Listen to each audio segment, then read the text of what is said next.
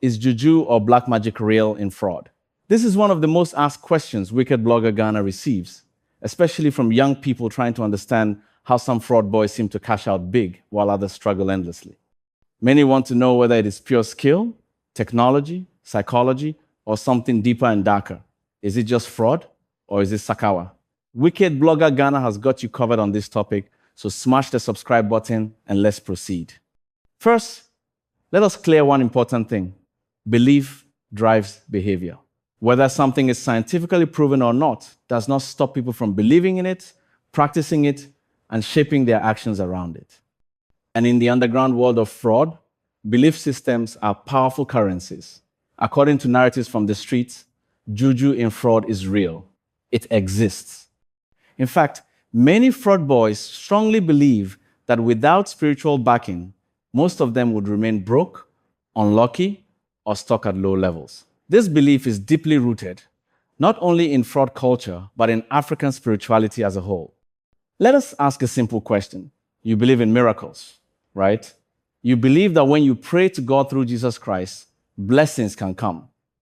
You believe in divine favor, grace, destiny helpers, and financial breakthroughs. You believe prayer can change outcomes. Millions of people across the world live by this belief every single day. Now, from the perspective of the dark world, fraud boys argue that what prayer is to light, Juju is to darkness. They claim it is simply the opposite side of the same spiritual coin. This is not Wicked Blogger Ghana promoting or endorsing anything. We are explaining what believers of Sakawa claim and practice.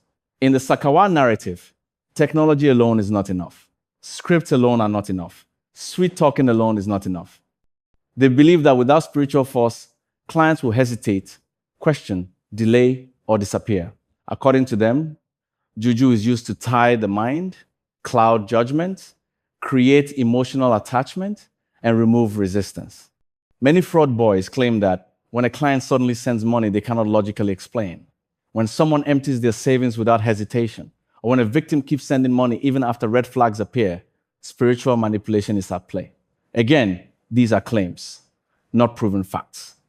Wicked Blogger Ghana has consistently heard the same story repeated across different countries, cultures, and fraud circles. Fraud boys allegedly travel to countries known for deep-rooted traditional spiritual practices: Togo, Benin, Burkina Faso, Nigeria. And now, increasingly, Mali, which many describe as the hottest destination for powerful rituals. The most commonly mentioned ritual is often referred to as "do as I say." According to those who believe in it, this ritual is meant to spiritually dominate the target. The belief is that once the ritual is performed correctly, the victim becomes unusually cooperative, emotionally attached, and financially reckless toward the fraudster. They allegedly begin to see the scammer as trustworthy, urgent, or divinely connected to them. Some even claim victims start defending the fraudster against friends and family who warn them. This is where the Sakawa narrative becomes disturbing. Fraud boys who believe in Juju claim that these rituals come with conditions. Nothing is free. There is always a price. Sometimes the price is money. Sometimes it is blood sacrifices involving animals. Sometimes it is abstinence from certain foods or activities. And in extreme claims, some allege human sacrifices. Though such claims are often exaggerated, sensationalized, or used to instill fear. What remains consistent is this: they believe power must be paid for. Another aspect often discussed is spiritual protection. Fraud boys claim Juju is not only used to control victims, but also to protect themselves from exposure, arrest, or betrayal. They believe rituals can block investigations, confuse authorities, or cause informants to fail. This belief creates dangerous confidence.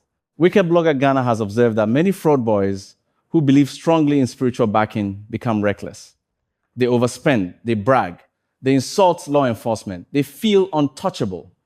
And ironically, it is often this overconfidence that leads to their downfall. There is also a psychological angle that cannot be ignored. Belief itself can shape behavior. If a fraudster believes they are spiritually empowered, they may speak more confidently, manipulate more convincingly, and persist longer. On the victim side, emotional vulnerability, loneliness, fear, or hope can make manipulation easier, even without spiritual elements. So where does the truth lie? Wicked Blogger Ghana's position is balanced. Technology and psychology explain most fraud outcomes, but belief systems amplify confidence, persistence, and emotional manipulation. Whether Juju truly works spiritually or works because people believe it does is a debate that may never be settled. What is clear is this: the belief in Sakawa has real-world consequences.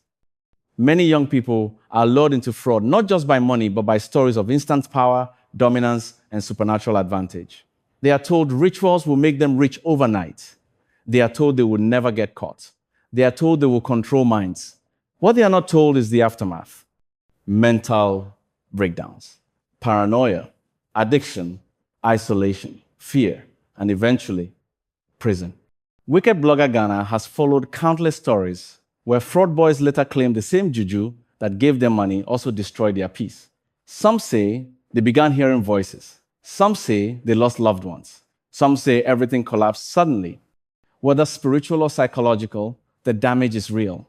Another point rarely discussed is that many fraud boys are scammed by the very spiritualists they trust. Fake rituals, fake powers, fake promises. Many end up broke, ashamed, and traumatized, too afraid to speak publicly. So, is juju in fraud real? The honest answer is this: people believe it is real, and that belief drives actions, risks, and decisions. But belief does not override consequences. Whether Sakawa or simple scam, fraud remains fraud, and consequences eventually arrive. Wicked Blogger Ghana does not glamorize this lifestyle. We document it. We analyze it. We expose the illusions behind it. Money gotten through manipulation, whether technological, psychological, or spiritual, rarely brings peace. And history has shown that every fraud empire collapses, whether by law enforcement, betrayal, or internal decay. If you're watching this and thinking of joining fraud because you believe juju will protect you, understand this clearly. Belief is not immunity. Not from the law, not from consequences, not from regret. We will continue to explore these topics openly, responsibly, and honestly. Smash the subscribe button, stay informed, and remember, knowledge protects better than rituals. One important truth Wicked Blogger Ghana must highlight is that belief in juju does not stop investigations, arrests, or convictions. Many fraud boys who swore by Sakawa later discovered that spiritual confidence cannot block bank records, transaction trails, informants, or international cooperation between law enforcement agencies. In fact, belief in black magic often makes individuals careless, loud, and reckless.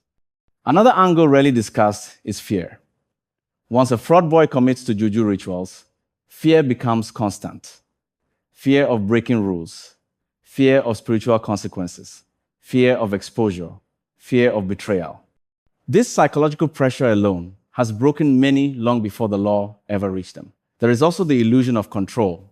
Fraud boys claim rituals make victims obey, but in reality, many victims are already emotionally vulnerable. Loneliness, desperation, greed, or trust issues often explain compliance more than spirituality. Juju becomes the excuse, not the cause. In the end, whether Sakawa is real or not, the outcome remains the same. Money may come fast, but peace disappears faster. And when consequences arrive, rituals do not stand in courtrooms. Wicked Blogger Ghana will continue exposing the myths, beliefs, and realities behind fraud culture so young people understand the full picture, not just the cash outs, but the collapse that usually follows.